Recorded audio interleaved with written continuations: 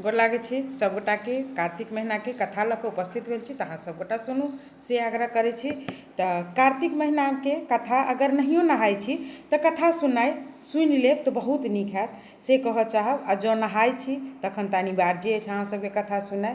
तऽ कार्तिक महीना के कथा, आब अहाँके एकटा गाममे एकटा ग्वारिन रहथिन जे दूध बेचै छथिन, ग्वालिन जकरा हमसब से दूध लै छी। तऽ उ ने से हुनकर साउस अपन पुतोहुके देथिन जे लिए ई दूध सबके घरे घरे जाकऽ पहुँचा देबै गऽ। तऽ लऽ कऽ जाथिन हुनकर पुतोहु दूध लऽ कऽ जे पुतोहु जाथिन तऽ ओ डेली जाथिन ने तऽ देखथिन पीपरके गाछ एकटा रस्तामे पड़ैत रहै। तऽ ओहि पीपर गाछ तर बहुत जनानी सबके पूजा पाठ करैत देखथिन। तऽ एक दिन ओ अबैत रहथिन तऽ कहलखिन कि अहाँ ई की करै छियै, एकरा केलासँ की होइ छै। तऽ ओतऽके जे जनानी सब पूजा करैत रहथिन तऽ हुनका कहलखिन कि जे हम पीपर गाछमे पूजा करै छी, कार्तिक नहाय छी तऽ पीपरोमे जल दै छी, सूर्योदयसँ पहिले नहा लै छी तऽ जल दै छी आओर कथा सुनै छी, पूजा करै छी। से सब घरमे सुख समृद्धि होइ छै, सबकिछु मन वांछित जे मँगबही से दऽ देतौ, से ई पूजा केलासँ बहुत नीक होइ छै कहि कऽ कहलखिन।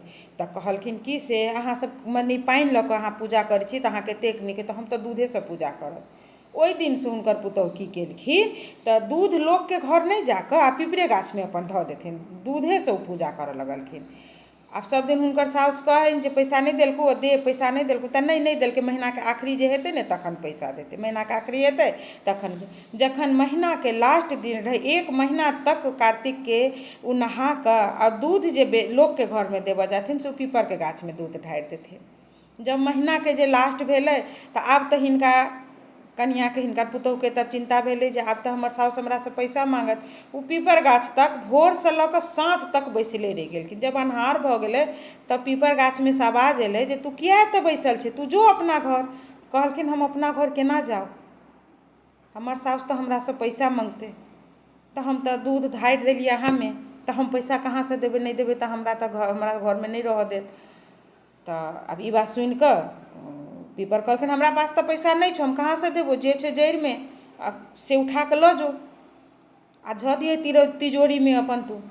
ओतऽ तऽ किछु नहि रहै, कंकड़ पत्थर रहै पीपर गाछके जड़िमे, रोड़ा पत्थर सब धएल रहै। रोड़ा पत्थर एक मुट्ठी हँसोति लेलखिन आ हँसोतलाके बादमे की केलखिन तऽ जाकऽ साउसके बिना कहने सुने तिजोरीमे धऽ देलखिन।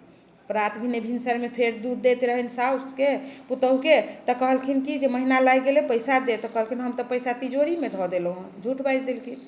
साउस गेलखिन दौड़ल तिजोरी खोलऽ, तिजोरी जे खोलै छथिन तऽ देखै छथिन भरि तिजोरीमे सोना चाँदी सब चीज असरफीसँ पूरा घर भरल सोना चाँदीसँ। आब पुतोहु कहलखिन, पुतोहुसँ पूछऽ गेलखिन साउस जे एतेक सोना चाँदी तोरा कहाँसँ एलौ, तू कतऽ की केले है। तऽ कहलखिन, तखन ओ बतेलखिन जे हम कहलहुँ हँ कतहु किछु नहि, एना एना हम दूध जे अहाँ कहै छलहुँ उठाना दैवला से हम दूध लऽ कऽ हम पीपरे गाछमे धऽ दै छलिए। लेकिन जखन लास्ट काल्हि खना रहै तऽ अहाँ तऽ हमरा पैसा माँगती तऽ हम पीपर गाछ लग भरि दिन बैसले रहि गेलहुँ। जखन साँझ भेलै तऽ हमरा पुछलै जे अहाँ किएक बैसल छी, तऽ हम कहलिए हम एना एना पैसा लऽ कऽ नहि जाएब तऽ अहाँ हमरा अथी करब, मारब पीटब गारि देब। तऽ हमरा कहलखिन जे छै से लऽ जो, हमरा लग तऽ पैसा नहि छै। तऽ ओतऽ कंकड़ पत्थर रहै से हम उठाकऽ तिजोरीमे धऽ देलिए।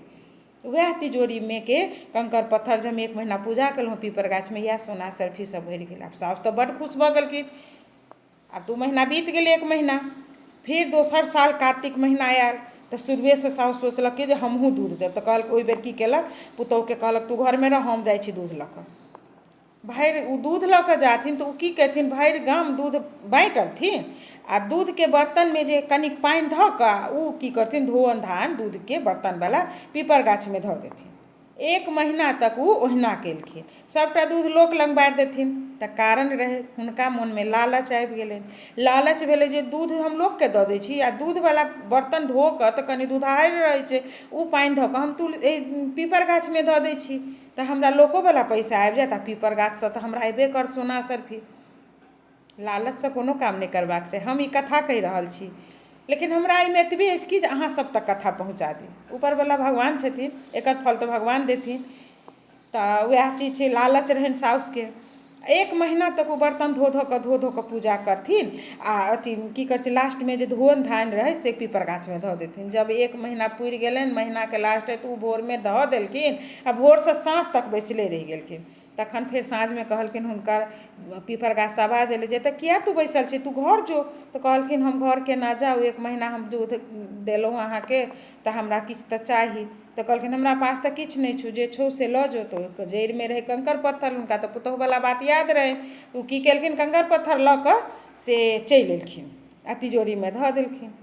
प्रात भेने भिनसरे केले तऽ बुढ़िया तिजोरी खोलऽ लागी जे हमरा तऽ तिजोरीमे सोना सिरपी भरि गेलै। ओकरा खोलिते मातर पूरा एकदम साँप बिच्छू चुट्टी पिपरी जतेक विषैला पदार्थ छै सबटा घर भरि गेलै। पीपर गाछके जे अथी तिजोरी हुनकर सबके डर भऽ गेलै, बाप रे आब की करू। दौड़ल गेलै पीपर गाछ तक, जा हमर पुतहु जे ढारलक अहाँके पूजा केलक दूध देलक तऽ अहाँ सोना सर्पीसँ भरि देल, हमरा ई साँप बिच्छू चुट्टी पिपरी देलहुँ हँ। तऽ पीपर गाछसँ आवाज एलै जे अहाँके पुतहु निस्वार्थ भावसँ दूध चढ़ेलथि, हुनका किछु नहि इच्छा रहनि, लेकिन ओ दूध चढ़ेलखिन। लोकके देखलखिन पानि चढ़बै जल चढ़बै तऽ ओ दूधे चढ़ेलखिन, हुनका मोनमे किछु नहि रहनि। अहाँ लालचसँ चढ़ेलहुँ, ओहो धोअन धानि चढ़ेलहुँ, तैँ अहाँके घरमे ई भेल। कहलखिन हमरासँ गलती भेल, हाथ जोड़ि कऽ माफी मङ्गलखिन। तखन जाकऽ हुनका पीपर गाछ फेर माफ केलखिन। ओकरा बाद जाकऽ हुनका घरमे जो साँप बिच्छू रहै डङ्कवला चीजसब सबटा हटि गेलनि आ फेर सोना सर्फीसँ घर जहिना रहनि भरल पूरल भऽ गेलनि। तऽ ई कथा इएह कहै छै जे लालचमे नहि करू। कार्तिक नहाइ छी तऽ लालचसँ नहि नहाउ। सभगोटाके कहऽ चाहब भगवानके नाम लिअ आओर कथा सुनू। सभगोटाके जय विष्णु भगवान की जय।